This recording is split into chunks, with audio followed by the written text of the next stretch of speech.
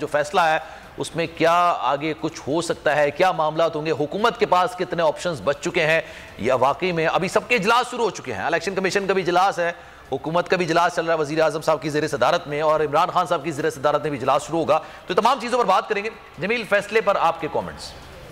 آپ یہ دیکھیے کہ ان کے پاس آپشن کیا بچا ہے, لٹو تے پھٹو, الیکشن سے بھاگو.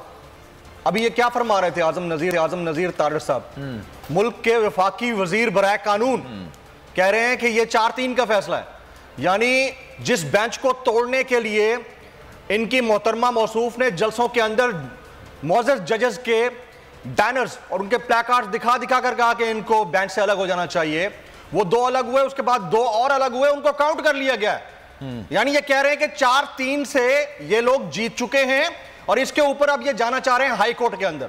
تو آپ کو لگتا ہے کہ یہ انتخابات کرانے کے موڈ میں ہے؟ they will opt any of the options جو ان کو بینیفٹ دے گا. میں پہلے بھی جب بیپر کے اوپر آپ کے ساتھ تھا یہی بات کر رہا تھا کہ یہ چاہیں تو دونوں گورنرز کو کہہ دیں کہ وہ استعفیٰ دے دیں, کیونکہ گورنرز ان کے ہیں, وفاق کو ریپرزینٹ کر رہے ہیں. الیکشن کمیشن آف پاکستان کا جو چیف الیکشن کمشنر ہے وہ سرکاری عہدیدار ہے, وہ چاہے تو کمیشن توڑ دیں اور وہ کمیشن سے الگ ہو جائیں, تو پھر بھی انتخابات لیٹ ہو. توہین عدالت تو ہوگی, لیکن اس ملک کے اندر اپلیکیبل ہے کہاں لا پہ ہو, یہ بھی تو دیکھیں نا.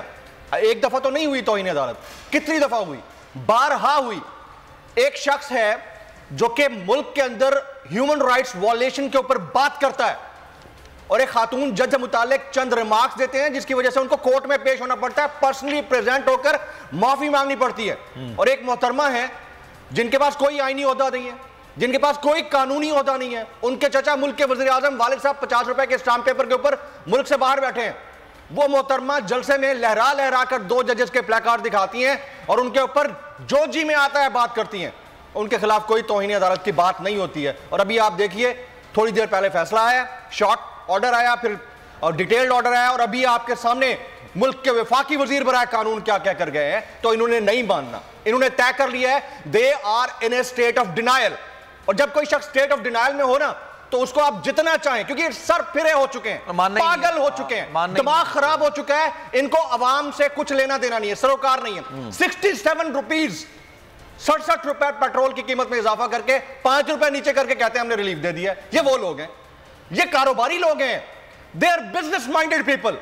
ان کو اپنا پیسہ بڑھانا ہے, ان کو اپنی جائیدادیں بڑھانی ہیں, ان کو عوام سے کوئی سروکار نہیں ہے. عوام سے سروکار ہوتا, لوگ مر رہے ہیں, کٹ رہے ہیں, لوگ روزانہ ان کو دہائیاں دے رہے ہیں, اپنی تنخواہوں کے بارے میں بہت سنجیدہ ہیں, آنے والے بجٹ کے حوالے سے سنجیدہ ہیں, روزانہ گیس پرائسز بڑھ رہی ہیں, IMF کے ساتھ آپ کی کوئی ڈیل نہیں ہو پا رہی ہے, لوگوں کو تو اپنی پڑی ہوئی ہے نا, فکر ہوئی پڑی ہے, اور آپ کے مسئلے ہی نہیں ہینڈل ہو رہے. تو آپ چاہ رہے ہیں کہ ملک ایک کانسٹیٹیوشنل کرائسس میں رہے, اور جب ملک آئینی بحران میں رہے گا تو آپ کے پاس اور آپشن آ جائیں گے. ایک اور آپشن بھی ہے سلمان, اور وہ آپشن ہے فائنینشیل ایمرجنسی کا. That is also on cards. اچھا, وہ ابھی زیر غور یہ بات چیت چل رہی ہے. That is quite applicable as well. مجھے ایک بات بتائیں, دنیا میں کہاں ہوتا ہے کہ جہاں مارکیٹ پرسیپشن کے اوپر ڈیسیژنز ہوتے ہوں وہاں پر ملک کا وزیر اطلاعات نہیں, وزیر اعظم نہیں, ملک کا وزیر داخلہ نہیں, ملک کا وزیر دفاع آ کر بیٹھتا ہے.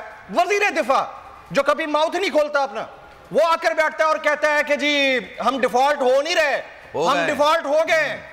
آپ مارکیٹ پرسیپشن کو ہٹ کر رہے ہیں اپنی نیگیٹیوٹی سے, اور جب نیگیٹیوٹی کا اتنا امپیکٹ ہوتا ہے, آپ کے پاس انویسٹر نہیں آنا, آپ کے پاس قرضہ اتارنے کی جو ریشو ہے اس نے گرنا ہے, آپ کے پاس ریمیٹنسز نہیں آنی ہے, لیکن آپ چاہ رہے ہیں کہ یہ ہو, کیونکہ اگر آپ یہ نہ چاہ رہے ہوتے تو اگر ایسا ہوتا بھی تو آپ یہ نہ کہتے. یہ ارسپانسبلٹی ہے, یہ ہائٹ آف ارسپانسبلٹی ہے, اور اس کو آپ نے آپٹ کیا ہوا ہے. تو آپ کے جو پلانز ہیں یا آپ کے جو ارادے ہیں ان کو ہم کیسے نہ بھاپے. تو that is very much on the cards and they will do that. عوام ہے, ابھی بھی ہے, مطلب ابھی بھی کلیئرٹی نہیں ہے کہ کروانے انہوں نے very much on the cards, very much on the cards. مطلب انہوں نے الیکشنز ابھی بھی نہیں کروانے, مطلب نہیں کرانے. میں تو آپ کو کافی صبح سے یہ کہہ رہا تھا کہ انہوں نے راستہ نکالنا ہے. دیکھیں یہ الیکشن میں جانے کے لیے انٹرسٹڈ ہوتے تو 100 راستے ہیں. There are lot many ways once you are interested. If you are not interested, there are also lot many ways. یعنی اگر آپ انٹرسٹڈ ہیں تو 1000 راستے, نہیں ہیں تو 10,000 راستے. اگر آپ نے مجھے عزت دینی ہے تو 10,000 راستے, عزت نہیں دینی تو 50,000 راستے.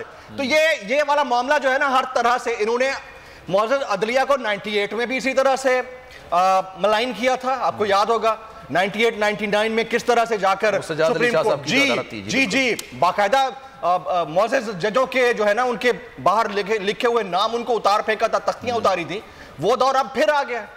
और अब फिर IMF के साथ डील भी आप उन्हीं नोट्स के ऊपर करने जा रहे हैं। अरे हो रही है, वो डील नहीं हो रही है। आगे देखें, अब पहली बार जिंदगी में पहली बार ऐसा हुआ है कि एक तो होता ना, आपने सरबराही इजलास से बैठ के बात कर रहे होते हैं, अभी ज़ेली टीम डिसाइड कर रही है, उससे पहले उन्होंने शराइत रख दी है, शराइत सूद बढ़ाने की बात कर दी है, उन्होंने बहुत सारी चीजें। इसके अलावा उन्होंने कहा कि भाई आप 3 महीने के लिए नहीं, आप मुस्तकिल तौर पर नाफिज कर दें, जो हमारे यहाँ बिजली के अंदर जो सबरेट आता है ना, उसको नाफिज कर दें आप हर हाल में। देखें, ये इसलिए कहा गया क्योंकि there is mistrust between the government and the IMF delegation. ये मिसट्रस्ट है। और मिसट्रस्ट क्यों है? क्योंकि पॉलिटिकल इंस्टेबिलिटी है। जिस मुल्क के अंदर आपको पता ही नहीं है कि 3 साल के बाद वही पिछले वाली रेपुटेशन, रिपीट टेलीकास्ट चल रहा है यार, रिपीट टेलीकास्ट चल रहा है। एक इमरान खान आ गया, इनको आग लग गई है। वो मेरे शो में एक साहब आया करते थे, अब तो नहीं आते, वफाकी वजीर हैं, वो फरमाते थे कि जी इमरान खान को तो प्रोटोकॉल लेने का चस्का लग गया है, वो प्राइम मिनिस्टर बन गए, अब उनको हटने को दिल क्यों करेगा? भाई तुमने 3-3 बारियां लग गई, चस्का तुमको लगा या उसको लगा? वो तो अभी एक दफा आया। तो हमें किसी का एडवोकेट तो नहीं बनना, लेकिन रियलिटी चेक के ऊपर फैक्ट्स को भी चेक करना है। मतलब आप वो तमाम कुछ कर रहे हैं, बंदे उठते हैं सलमान, बंदे उठाए जाते हैं, उनको बरहना किया जाता है, उनकी इज्जत तार-तार होती है, उनको टॉर्चर किया जाता है। आप कहते हैं हमें पता ही नहीं है, कोई मजम्मत नहीं होती। फिर आप जो जिसके तहत ये केस हो रहा है, यानी जो स्टेट इंस्टीट्यूशन वो केस कर रहा है, जैसे इस्लामाबाद पुलिस है, इलेक्शन कमीशन है, FIA, जो भी केस कर रहा है, आप उसको आकर डिफेंड कर रहे हैं, तो इसका मतलब तो ये है कि आप हुब्बे अली या बुग़्ज़े मुआविया, दोनों में से किसी भी सूरत में आप डिफेंडर हैं। जब आप डिफेंडर हैं और आप मजम्मत नहीं कर रहे हैं, तो you are the part of the conspiracy, you are the part of the conspiracy. इसको आप एडमिट करें। इस मुल्क की 22 करोड़ आवाम गई भाड़ में। आज आपने पंजाब में सेंसस शुरू करा दिया है, किस रूल के तहत कराया है? क्या किस कानून के तहत आपने सेंसस शुरू कराया है? जब आपके पास, और एक और मजे की बात, आपने वो लतीफा सुना है, आपको याद होगा, एक मीम बनी थी, लतीफा ही चल रहा है। हाँ, तो अभी तो लतीफा ही चल रहा है। साईं कायम अली शाह की एक मीम बनी थी कि मैं बहुत बीमार रहता हूं, अगर मैं गुजर गया तो इस मुल्क का क्या होगा? वो मीम आपने पढ़ी होगी ना, मैं बहुत बीमार रहता हूं, बहुत टेंशन में रहता हूं, किसी दिन गुजर गया तो इस मुल्क का क्या होगा? ये साईं कायम अली शाह की मीम बनी थी। तो आज गवर्नर साहब की भी एक मीम बना देते हैं, पंजाब के गवर्नर साहब की। वो कह रहे हैं कि जी अगर टारगेटेड अटैक हो गया, कोई APS वाला वाकया हो गया, और भाई इस परसेप्शन के ऊपर कि अगर कुछ हो गया आप इलेक्शन नहीं कराएंगे, आप तो यार, आपको इस मुल्क की बड़ी फिक्र है।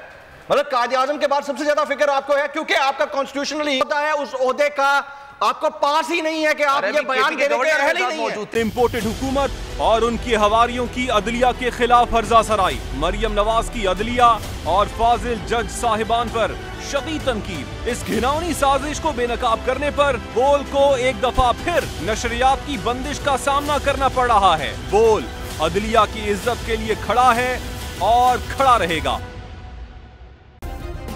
सब्सक्राइब करें और बेल दबाएं ताकि कोई खबर रह न जाए।